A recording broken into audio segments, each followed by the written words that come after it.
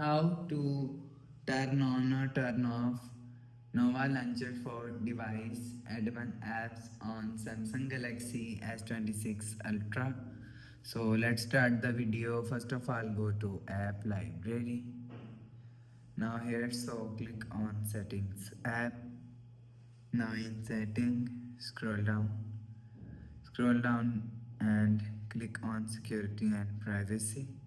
So you will see security and privacy is here, so click on security and privacy. Now here, scroll down and click on more security settings. So after click on more security settings and scroll down and click on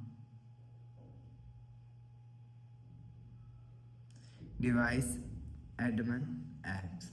So after click on device admin apps, now here showing you Nova Launcher.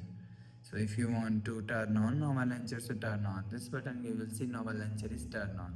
So if you want to turn off the Nova Launcher, so turn off this button, you will see Nova Launcher is turn off. So you will turn on or turn off Nova Launcher from here.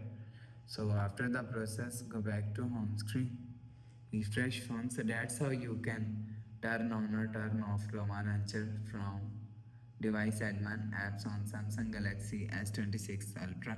So if you like the video, please subscribe. Thanks for watching.